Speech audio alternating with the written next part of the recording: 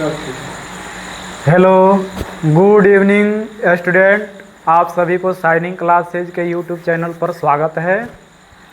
आज हम लोग मैथ का एक शानदार चैप्टर जो कि द्विघात समीकरण है उसके बारे में अध्ययन करेंगे। चलिए, इसको बीजगणित से लिया गया है। द्विघात समीकरण जो है क्या होता है, किस प्रकार से इसका बनावट होती है, इसका रचना क्या होता है, इसको कैसे हम लोग हल करते हैं, इसके बारे में आज अध्ययन करेंगे। तो चलिए देखते हैं। हम लोग का स्क्रीन बोर्ड पर दिखाई दे रहा है यहाँ पर द्विघात समीकरण। इसके बारे में बताया गया है, यदि किसी द्विघात बहुपद की तुलना या समाकलन शून्य से किया जाए उसे द्विघात समीकरण कहते हैं। इसका व्यापक रूप ax² plus bx plus c बराबर 0 होता है। चलिए, व्यापक रूप कहने का मतलब क्या है, तो द्विघात समीकरण कैसे बनता है उसके हिसाब से यहाँ पर दिया गया है बाबू, ax² plus bx plus c बराबर 0।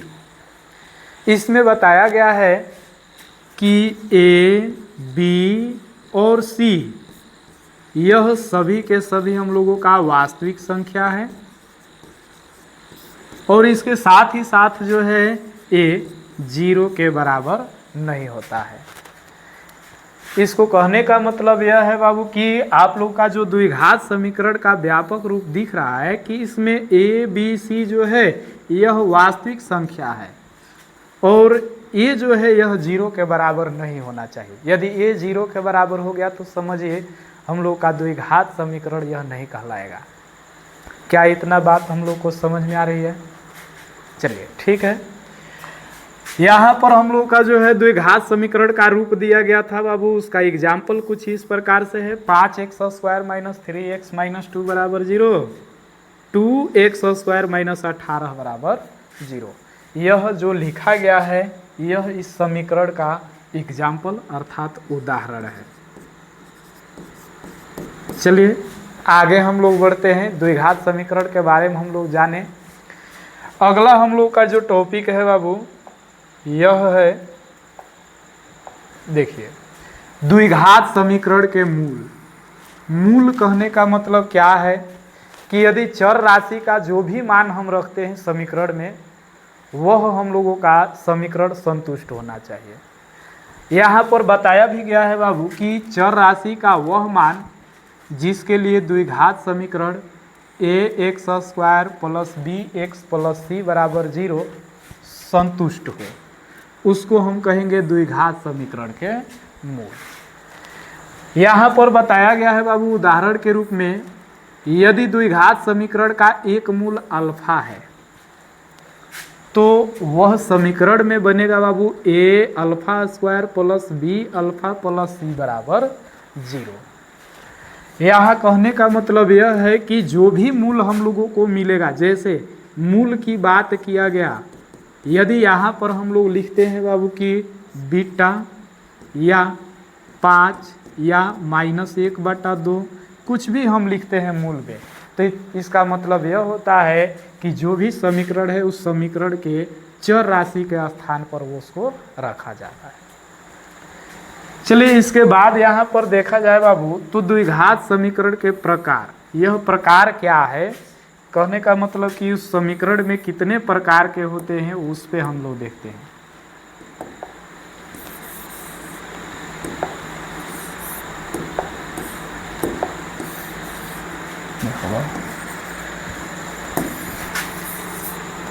चलिए ध्यान देते हैं। हम लोगों को दिखाया गया है बाबू द्विघात समीकरण के प्रकार। प्रकार यहाँ पर दो तरीके के मिलेंगे बाबू, एक शुद्ध द्विघात समीकरण, एक अशुद्ध द्विघात समीकरण। चलिए यह शुद्ध और अशुद्ध किस प्रकार के हम लोगों को समीकरण बनता है इस पर हम लोग चर्चा करेंगे। ध्यान देते हैं। शुद्ध द्विघात समीकरण किसको कहा जाएगा, तो हम कहेंगे बाबू कि वैसा समीकरण जिसमें चर राशि केवल वर्ग के रूप में उपस्थित हो वर्ग के रूप में कहने का मतलब कि जो भी चर राशि आएगी उसका केवल वहाँ पर वर्गमूल निकल पाए। तो रही बात की वह चीज़ें यहाँ पर दिखाया गया है कि चर राशि केवल किस रूप में होता, वर्ग के रूप में हो। यहाँ पर लिखा गया है उसका व्यापक रूप ax² प्लस c बराबर में 0। चलिए ध्यान देते हैं कि ax² प्लस में c बराबर 0 जो दिखाई दे रही है, इसमें हम लोग केवल चर राशि पर ध्यान देंगे। चर राशि यहाँ पर x है और x जो है यह किस रूप में आ रहा है, तो वर्ग के रूप में आ रहा है। तो कहने का मतलब इसमें हम देखेंगे ax² प्लस c बराबर 0, यह हम लोगों का कौन सा समीकरण कहलाएगा, तो शुद्ध द्विघात समीकरण कहलाएगा। इसमें यह भी बताया गया है कि जहाँ a तथा c वास्तविक संख्या और a is not equal to 0 है। आपको पहले ही परिभाषा में बताया गया था द्विघात समीकरण में कि a जो है उसमें जो है बाबू 0 बराबर के नहीं मिलेंगे। सेम प्रोसेस यहाँ पर a जो है 0 के बराबर नहीं होता है। उदाहरण का रूप दिखाया गया है 3x² माइनस 9 बराबर 0, फिर 2y² प्लस 8 बराबर में 16। तो रही बात कि यहाँ पर हम लोगों को दिखाई दे रही है जो भी है यह हम लोगों का शुद्ध द्विघात समीकरण है।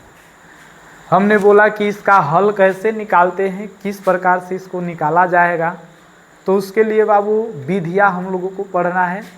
जैसे कि कुछ इस प्रकार से है, शुद्ध द्विघात समीकरण के मूल ज्ञात करने की विधियाँ। कुल यहाँ पर 2 तरह के विधियाँ मिल रही है। एक हम लोगों का है वर्गमूल विधि बाय स्क्वायर रूट, दूसरा है गुणनखंडन विधि बाय फैक्टराइजेशन। वर्गमूल विधि में क्या होता है कि यहाँ पर जो हम लोगों को दिखाया गया है ax² प्लस में c बराबर में 0, इसके हिसाब से हम लोग एक उदाहरण ले लेते हैं। जैसे कि यहाँ पर हमने दिखा दिया बाबू 4x² माइनस 9 बराबर 0। अब इस उदाहरण के माध्यम से हम लोग क्या करते हैं कि दोनों विधियों के बारे में पढ़ते हैं, बारी बारी से यहाँ पर देखते हैं। सबसे पहले वर्गमूल विधि। इसमें क्या होता है, नियम बोलता है कि सबसे पहले हम लोग समीकरण को ax² प्लस c बराबर 0 के रूप में नोट करते हैं, उस रूप में हम व्यक्त करते हैं। यहाँ पर हम लोगों का वह चीज़ें दिया गया है। हम क्या काम करेंगे कि जो बायां पक्ष है दायां पक्ष है उसमें क्या काम करते हैं कि जो चर राशि मिलता है उसको बराबर के एक साइड रखते हैं, अचर राशि जो मिलती है उसको हम बराबर के एक साइड ले जाते हैं। इसका कहने का मतलब यह है कि इसमें जो चर राशि है उसको हम एक तरफ लिख दिए 4x², अचर राशि को हम एक तरफ ले गए, -9 उधर जाएगा +9 बनेगा। चलिए इसके बाद यहाँ पर हम देखते हैं 4 जो है यह भी अचर है, इसको भी हम उस साइड ले जाएंगे तो यहाँ पर मिलेगा x² बराबर 9/4। अब रही बात कि नियम में क्या कहा जाता है कि दोनों पक्षों में रूट लगा दिया जाए। तो रूट लगा दिया जाए कहने का मतलब यह है कि दोनों पक्षों में हम लोग क्या करते हैं, वर्गमूल निकालेंगे। अब वर्गमूल किस प्रकार से निकालेंगे, तो यहाँ पर जो है अज्ञात राशि है, यहाँ पर ज्ञात राशि है, तो जो ज्ञात है उधर हम लोग क्या करेंगे बाबू, प्लस माइनस लिख देंगे। अब रही बात कि यह वर्ग यह रूट जो है आपस में ख़त्म होंगे, यह x होगा बाबू। यहाँ पर 9 जो है यह किसी का वर्ग है, 4 भी किसी का वर्ग है। जब वर्ग है तो इसको हम बाहर निकाल सकते हैं, यानी कि +-3/2। अब रही बात कि यहाँ पर जो दिख रहा है हम लोगों का समीकरण 4x² माइनस 9, इसका मूल हम लोग ज्ञात किए बाबू, x बराबर +-3/2। यहाँ पर जो घात दिखाई दे रहा है, जितना घात मिलता है उसका मूल हम लोगों को उतना होती है, यानी कि यहाँ पर एक प्लस दिखाया गया है, एक माइनस दिखाया गया है। तो रही बात कि प्लस में 3/2 होगी, एक माइनस में 3/2 होगी। इस प्रकार से हम लोगों को क्या है कि वर्गमूल विधि से द्विघात समीकरण के मूल ज्ञात कर लेते हैं। चलिए दूसरी विधि यहाँ पर क्या है, गुणनखंडन विधि यहाँ पर लिखा गया है बाबू, गुणनखंडन विधि। इसको हम किस प्रकार से निकालेंगे, तो रही बात कि यहाँ पर हम लोग क्या काम करेंगे कि वही वाला समीकरण उठा लेते हैं, 4x² - 9 बराबर 0। अब क्या किया जाएगा कि नियम कहता है कि सबसे पहले समीकरण को हम लोग फिर से उसी प्रकार से ax² + c बराबर 0 के रूप में व्यक्त करते हैं। उसके बाद हम क्या काम करेंगे, बायां पक्ष को, इस जो बायां पक्ष को दिखाई दे रहा है यहाँ पर, इस बायां पक्ष को हम क्या काम करेंगे कि फॉर्मूला का रूप देंगे। यह जो चीज़ें है a² - b² बनाया जाएगा। तो रही बात कि यहाँ पर क्वेश्चन में हम देखेंगे कि क्या कोई वर्ग है कि नहीं है। यदि है तो बहुत बेहतर है, जैसे 4 है यह 2 का वर्ग है, x का वर्ग यानी कि x का हम लोग इसे होल स्क्वायर बनाएंगे। माइनस है तो -9 दिखाई दे रहा है, तो 9 जो है यह 3 का वर्ग है, इसके बराबर में 0। तो रही बात कि बायां पक्ष को हम a² - b² का रूप दिए। अगला जो बात है इसमें क्या कहता है कि जो a² - b² बनेगा, इसको बदल देना है बाबू a + b और a - b के गुणनखंडन के रूप में। तो कहने का मतलब हम लोग जो यहाँ पर मिल रहा है उसको बदलेंगे। अब रही बात कि किस प्रकार से, तो हम क्या काम करेंगे कि a 2x b प्लस में 3 फिर इंटू में 2x माइनस में 3 बराबर 0। और इसको हम लिखेंगे बाबू आगे की तरफ। जब इतना मिल जाएगा तो इसको बारी बारी से शून्य से तुलना करेंगे। तो रही बात कि 2x + 3 बराबर 0, 2x - 3 बराबर 0। क्या काम करेंगे, x का मान निकालेंगे। x का मान निकाला जाएगा -3/2, यहाँ पर x का मान निकाला जाएगा यह 3/2। देखिए वर्गमूल विधि से यहाँ पर हम लोग मान निकाले, प्लस माइनस में 3/2 आया। गुणनखंड विधि से हम लोग हल किए, यहाँ पर भी एक माइनस में आ रहा है, एक प्लस में आ रहा है।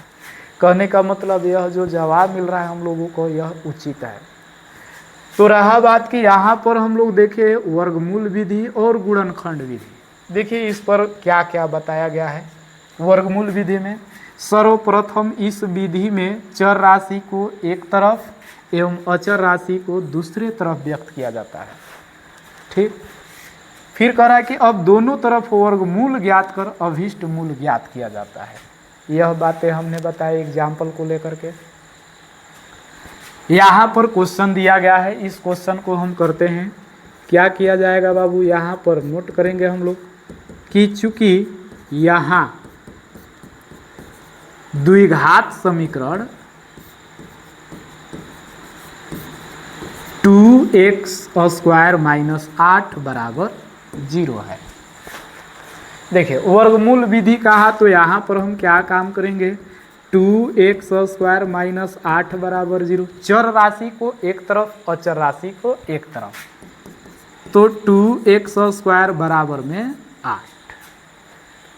अगला बात हम क्या काम करते हैं कि इस 2 से 8 कटेगा बाबू 4 मर्त में, यह लिख दिए x² बराबर में 4। कह रहा है कि दोनों तरफ वर्गमूल ज्ञात करना है, तो इधर भी रूट दाएं तरफ भी रूट। जब रूट लगाएंगे तो प्लस माइनस साथ में आएगा। x का मान निकाला जाएगा तो प्लस माइनस कितना होगा, तो 2 होगा। तो रही बात कि इस समीकरण का जो मूल मिल रहा है यह हम लोगों को लिखना है बाबू कि मूल बराबर 2 और -2। चलिए क्या कंप्लीट हुआ यह वर्गमूल विधि। ठीक है, अब रही बात कि हम लोगों को अगला टॉपिक है बाबू गुणनखंड विधि। वैसे इसके बारे में भी बताया था। देखिए कह रहा है कि सबसे पहले इस विधि में द्विघात समीकरण को a² - b² बराबर 0 के रूप में व्यक्त करना है। देखिए यहाँ पर व्यक्त किया गया। कह रहा है कि अब a² - b² को a + b एवं a - b के गुणनखंडन में लिखते हैं। ठीक है, फिर कह रहा है कि प्रत्येक गुणनखंड को तुलना करना है किससे? शून्य से, और जैसे शून्य से तुलना करेंगे तो वह अभीष्ट मूल प्राप्त हो जाएगा। देखिए वहाँ पर हम लोगों का एग्जाम्पल है, इसको भी हम देखते हैं बाबू। लिखेंगे कि चूंकि यहाँ द्विघात समीकरण 5x² माइनस 20 बराबर 0 है। ठीक, हमको क्या काम करना है कि गुणनखंडन विधि यूज करना है। गुणनखंडन विधि में क्या कहा कि a² माइनस b² का रूप देना है। तो देखिए यहाँ पर हम क्या काम करते हैं कि जो कॉमन होने वाली है उसको कॉमन कर लेते हैं। तो यह 5 को कॉमन करेंगे, बचेगा x², इसमें से 5 निकल गया, बचेगा 4 बराबर में 0। इस 5 को हम उस तरफ ले जाएंगे बाबू, तो x² माइनस 4 बराबर में क्या बनेगा? तो 0।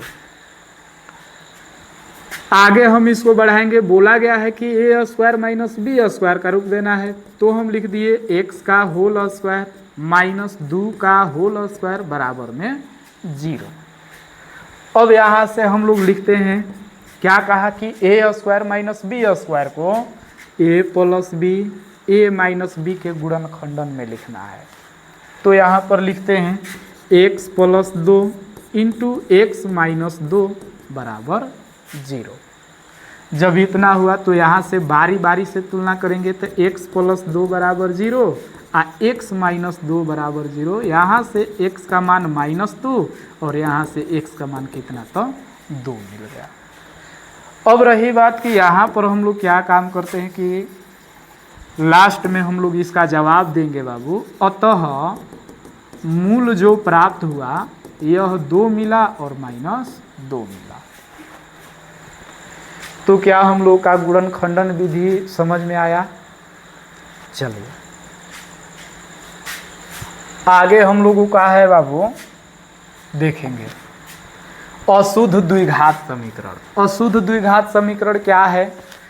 तो यह हम लोगों का है बाबू कि कोई भी द्विघात समीकरण होगा उसमें चर राशि वर्ग के अलावा अन्य किसी रूप में भी आ सकता है। किसी रूप में भी कहने का मतलब वो एक घात में हो सकता है। देखिए यहाँ पर लिख के दिखाया गया है कि चर राशि वर्ग के अलावा अन्य रूप, यानी कि एक घातीय में भी हो सकता है, उसको हम कहेंगे कौन सी? तो अशुद्ध द्विघात समीकरण। इसका व्यापक रूप यहाँ पर देख रहे हैं बाबू, ax² plus bx plus c।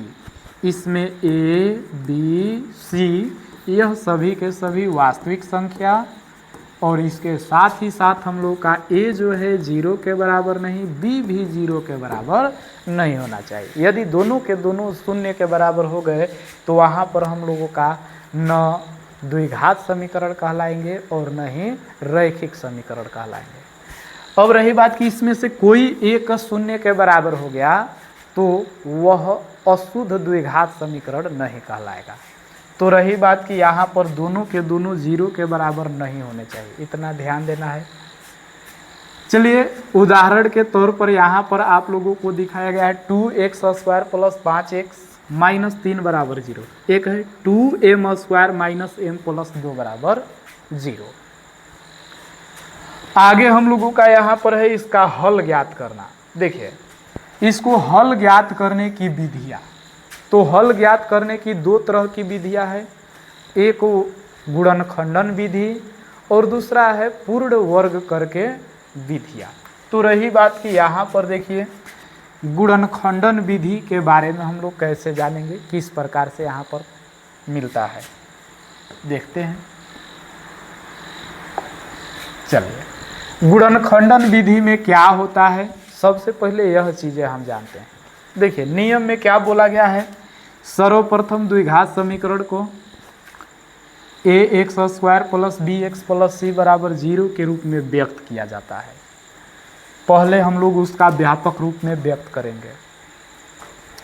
फिर कह रहा है कि ax² plus bx plus c को मध्य पद तोड़कर दो एक घातीय गुणनखंड तैयार किया जाता है, यानी कि एक घातीय कहे का मतलब एक एक घात वाला दो गुणनखंड तैयार करेंगे।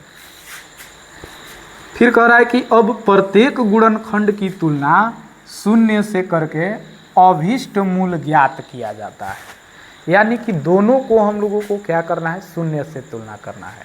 देखिए उदाहरण के तौर पर यहाँ पर दिखाया गया है कि द्विघात समीकरण 2x² - 3x - 9 = 0 का मूल गुणनखंड विधि से ज्ञात करें। चलिए इसको हम लोग हल करते हैं कि हाँ किस प्रकार से यहाँ पर इसको हम लोग हल कर सकते हैं।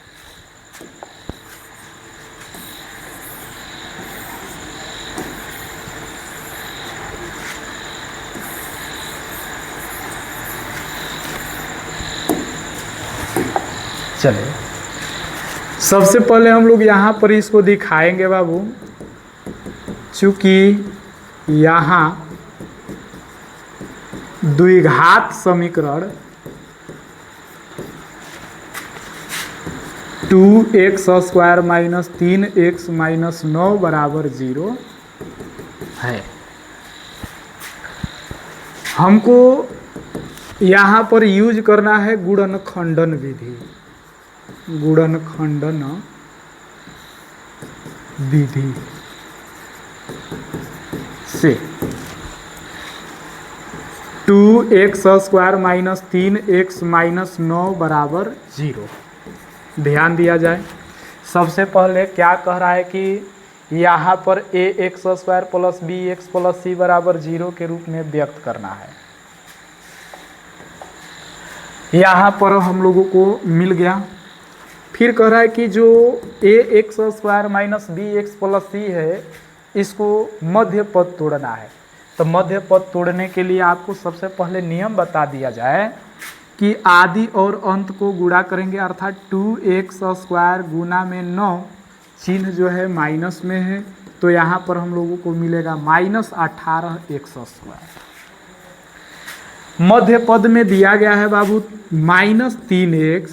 मध्य पद को कैसे तोड़ा जाता है, तो इसमें बोला गया बाबू कि जो मध्य पद होती है उसको दो ऐसे भागों में तोड़ा जाए कि उनको जोड़ने या घटाने पर वह खुद ही मिले, और उन दोनों को यदि गुणा किया जाए तो वह आदि और अंत के गुणनफल के बराबर होना चाहिए। तो चलिए यहाँ पर इसके मध्य पद को तोड़ कर देखते हैं किस प्रकार से होता है। देखिए हमने क्या किया कि एक काम किया 6x लिया और एक काम और लिया हमने 3x लिया बाबू। देखिए यदि इन दोनों को जोड़ेंगे तो यह 9x, लेकिन घटाएंगे तो 3x मिलेगा। हमको माइनस में चाहिए तो जो बड़ी अंक है उस पर हम माइनस यूज करते हैं, जो छोटी है उस पर हमने क्या किया, प्लस यूज किया। अब क्या किया जाए, दोनों को गुना किया जाए। यदि इन दोनों को हम गुना करते हैं तो यहाँ पर दोनों का गुणनफल कितना मिलता है, था -18x²। हम क्या काम करते हैं, यहाँ पर लिखते हैं 2x² - 6x प्लस 3x - 9 = 0। आगे यहाँ पर बढ़ाएंगे, 2 में से हमको कॉमन निकालना है। तो देखिए 2 यहाँ पर भी है, 2 यहाँ पर ही है, 2 निकल गया। x 2 है, x 1 है, 1 x बाहर निकला, तो इसमें हम लोगों को मिलेगा x माइनस में 3, और इसमें से हमने 3 को बाहर निकाल दिया तो x माइनस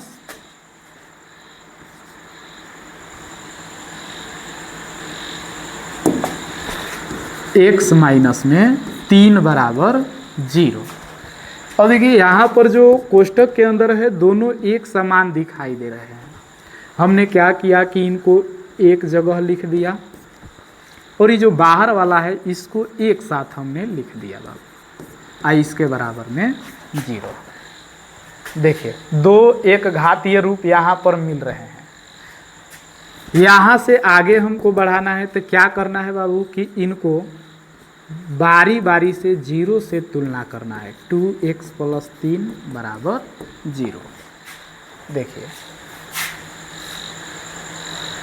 इसके बाद यहाँ पर हम क्या काम करते हैं, ई एक्स का मान निकालेंगे तो 3 होगा, यहाँ से एक्स का मान निकालेंगे तो -3 बटा कितना मिला, तो 2 मिला। हम कह सकते हैं कि अतः मूल जो प्राप्त हुआ है यह 3 कोमा -3 बटा 2 प्राप्त हुआ है। क्या इतना बात आप लोग को समझ में